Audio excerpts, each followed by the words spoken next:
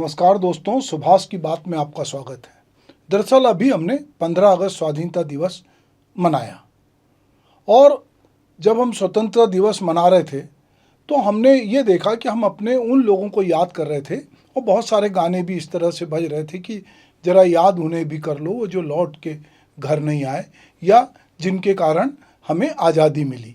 तो हम उन सबको याद कर रहे थे। तो निश्चित रूप से जहाँ कहीं भी हम झंडा वंदन कर रहे थे, चाहे वो सार्वजनिक जगह हो, कॉलोनी हो या दफ्तर हो, तो वहाँ पर भारत माता की तस्वीर भी रखी थी और गांधी, सरदार वल्लभ भाई पटेल, भगत सिंह, सुभाष चंद्र बोस, वो जो लोग हमारे स्वतंत्रता आंदोलन के नायक थे। नायक तो बहुत सारे लोग थे, जाने अनजाने बहुत सारे लोगों ने स्वतंत्रता आंदोलन में भाग लिया, पर जो उसको लीड कर रहे थे उनकी तस्वीरें रखी थी।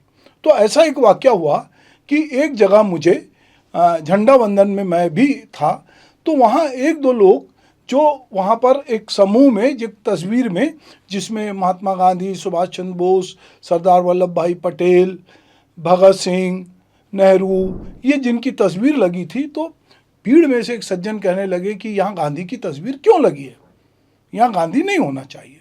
तो मैंने उनसे बातचीत कहा कि गांधी क्यों नहीं होना चाहिए। तो उन्होंने गांधी को लेकर जिस तरह के बहुत सारे अभी आरोप लगते हैं और लोग लगातार गांधी के खिलाफ जिस तरह की नफरत फैलाते हैं, उस तरह की बात करने लगे।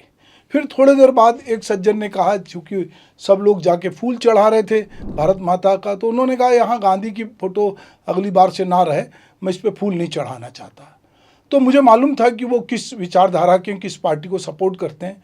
तो मैंने कहा कि शायद आपको नहीं मालूम, अभी आप प्रधानमंत्री के लाल किले से दिए गए जिस भाषण की बहुत तारीफ़ कर रहे हैं, तो प्रधानमंत्री यहाँ आने के पहले राजघाट गए थे और उन्होंने गांधी जी की समाधि पर नमन किया। तो चलिए मैं आपको वो वाला वीडियो जो नरेंद्र मोदी जी महात्मा गांधी की समाधि पे गए, या देश दुनिया का जो भी आदमी, बड़े से बड़ा आदमी हिंदुस्तान में आता है, वो गांधी की समाधि पर राजघाट जरूर जाता है। तो ये देखिए।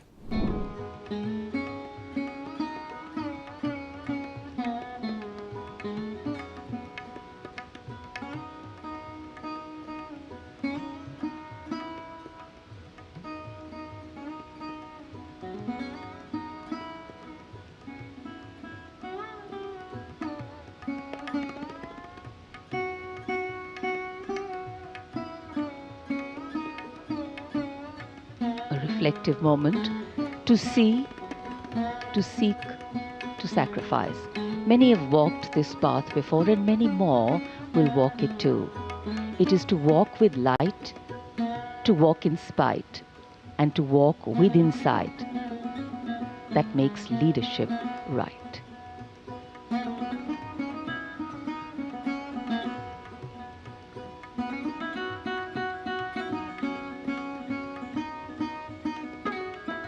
तो दोस्तों, आपने देखा कि एक तरफ वो नेता जो गांधी की परंपरा को आगे बढ़ाने की बात करते हैं, गांधी की बात करते हैं, गांधी की समाधि पे जाते हैं, पर उनसे जुड़े या उनके आसपास की विचारधारा के लोग जो है वो कहीं ना कहीं गांधी के प्रति एक नफरत का भाव रखते हैं। महात्मा गांधी की छवि और विचारधारा पे हाल के वर्षों में जो विवाद और नकारात्मकता बढ़ी है, वह भारतीय समाज में गहरे वैचारिक और सामाजिक विभाजन और विचारधारात्मक संघर्ष का संकेत है। यह स्थिति न केवल गांधी की विरासत को चुनौती देती है, बल्कि यह भी सवाल उठाती है कि हम किस प्रकार का भारत बनाना चाहते हैं। विभाजन के लिए गांधी को दोष देने वाले, कथित तौर पे उनको मुसलमान का मसीहा बताने वाले लोग ये भूल जाते हैं कि अपने आप को हिंदू कहलाने पे गर्व करने वाले ईश्वरवादी गांधी जी धर्म में आस्था रखते थे, किंतु गांधी की राजनीति में धर्म के मेल की बात करते थे। तब उनका मतलब था कि राजनीति में नैतिकता हो, सत्य हो, अहिंसा हो, जो धर्म सिखाता है। देश में जब लोकतंत्र आया तो धर्म को राजनीति में कुछ दलों ने घुसाया, धर्म के नाम से सांप्रदायिकता घुसाई, धर्म और संप्रदाय के नाम पर संगठन बने और धर्म के आधार पर वोट मांगने लगे। वास्तव में यह धर्म नहीं है, सांप्रदायिकता है जो एक दूसरे से नफरत पनपाती है। धर्म व्यक्तिगत आस्था की चीज़ है। धर्म की राजनीति सच्चे लोकतंत्र को नष्ट करती है। किंतु आज धर्म, जाति, संप्रदाय राजनीति के केंद्र में है। कथित रूप से हिंदू राष्ट्र की बात करने वाले लोग अक्सर धर्म पर आधारित राष्ट्र राज्य में लोकतंत्र नहीं रहता ये नहीं जानते। किसी इस्लामिक देश में लोकतंत्र नहीं है। हिंदू राष्ट्र अगर हुआ तो तानाशाही होगी। हिंदू को सांप्रदायिक बनाने की साजिश वे शक्तियां करती हैं जो सामंतवाद और पूंजीवाद को जीवित रखना चाहती हैं। बहुत सारे लोग हिंदुओं के धर्मनिरपेक्ष होने को किसी सजा के रूप में देखते हैं, जैसे कोई बुराई हो। यदि बहुसंख्यक हिंदू भी सांप्रदायिक हो जाएंगे तो उनका अपना नाश तो होगा ही होगा, देश भी, साथ ही देश में लोकतंत्र भी नहीं रहेगा और हम स्वाधीन राष्ट्र कहाँ रह पाएंगे। हम किस तरह का अखंड भारत चाहते हैं, हमें इस पर भी विचार करना होगा। जिस तरह की विचारधारा फैल रही है वो चिंताजनक है। आज के डिजिटल युग में सोशल मीडिया प्लेटफॉर्म जैसे व्हाट्सएप पे फैली आधी अधूरी जानकारी और गलतफहमियां तेजी से फैल रही हैं। यह जानकारी अक्सर बिना किसी संदर्भ या प्रमाण के होती है, जिससे लोगों के विचारों में विकृति आ जाती है। इस प्रकार की जानकारी ने एक बड़ा वर्ग तैयार किया है जो गांधी के प्रति नकारात्मक दृष्टिकोण रखता है। पिछले एक दशक में कुछ राजनीतिक और सामाजिक समूह ने गांधी को निशाना बनाकर एक नफरत भरा नैरेटिव तैयार किया है। यह नैरेटिव विशेष रूप से मुसलमानों के खिलाफ नफरत फैलाने, देश विभाजन और पाकिस्तान के निर्माण के लिए गांधी को जिम्मेदार ठहराने पर केंद्रित है। इस प्रकार की विचारधारा ने समाज में विभाजन को बढ़ावा दिया है और गांधी की छवि को धूमिल किया है। यह नकारात्मकता अब छोटे छोटे समुदायों और कॉलोनियों तक पहुंच गई है।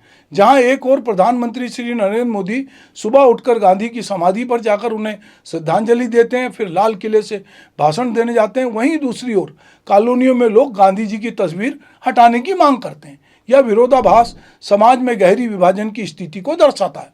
दरअसल हुआ यह है कि गांधी का विरोध देश भर में 90% से ज़्यादा वे लोग कर रहे हैं जिन्होंने गांधी को 10% भी नहीं पढ़ा है। गांधी मुसलमानों के पक्षधर नहीं थे, गांधी सत्य अहिंसा के पक्षधर थे। यही कारण है कि आज 200 से अधिक देशों में उनकी मूर्तियां और संग्रहालय स्थापित हैं।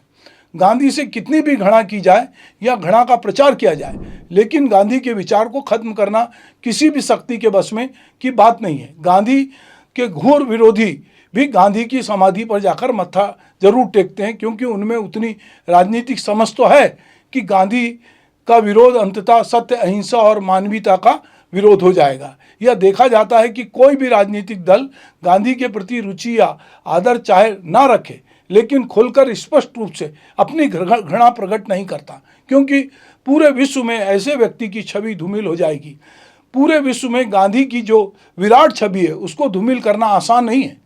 यही कारण है कि सामान्य नासमझ या गांधी के विचारों से अपरिचित व्यक्ति छाती पीटकर विरोध विलाप तो कर लेता है, अपनी घृणा प्रकट तो कर देता है, लेकिन कोई भी बड़ा राजनीतिक भूल कर भी ऐसी हरकत नहीं करता। गांधी की विचारधारा में अहिंसा, सहिष्णुता और सामाजिक समरसता का महत्व है।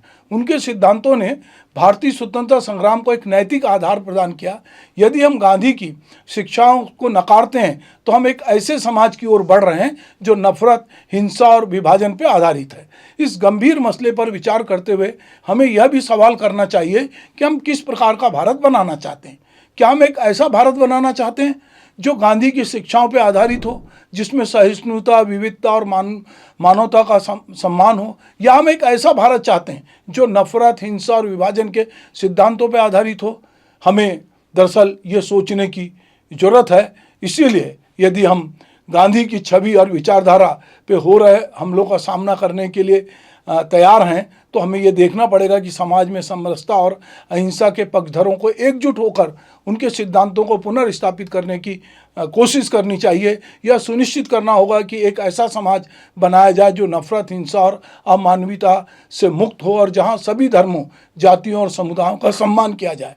यह एक चुनौतीपूर्ण कार्य है, लेकिन ये आवश्यक है, क्योंकि विश्व में भारत की छवि एक धर्मनिरपेक्ष, लोकतांत्रिक और अहिंसा प्रेमी देश की तरह है। तो हम सब लोगों को, जो लोग बहुत चुप्पी से जब हमारे महापुरुषों को लोग गाली देते हैं, उनकी बदनामी करते हैं, आप ये भूल जाते हैं कि देश का उस समय किस तरह का माहौल था।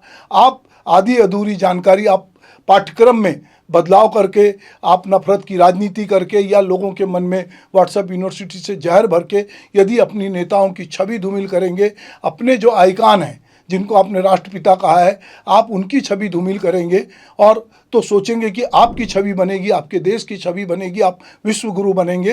तो आप विश्व गुरु तो नहीं बनेंगे या पूरा देश विश्व गुरु तो नहीं बनेगा, पर निश्चित रूप से जो पूरे दुनिया में जिस गांधी को लोग मानते हैं, जानते हैं, उनकी विचारधारा से आप गांधी से बहुत मामले में असहमत हो सकते हैं। गांधी जी की कई अवैज्ञानिक दृष्टि और बातें हैं जिससे आप असहमत हो सकते हैं। कई चीज़ों में सुभाष चंद्र बोस गांधी से असहमत थे, नेहरू खुद गांधी से असहमत थे, अंबेडकर गांधी से असहमत थे, पर हमारे लोकतंत्र में असहमति को भी स्थान है। पर इसका ये मतलब नहीं होता है कि हमारी असहमति तो अपने घर में भी होती है, पर यह नहीं मतलब होता है कि हम अपने बुजुर्गों को, अपने जो नायक हैं, उनकी छवि को इस तरह से धूमिल करें या कहें कि हम उनकी तस्वीर पर फूल तक नहीं चढ़ाएंगे, हम उनकी तस्वीर देखना पसंद नहीं करते।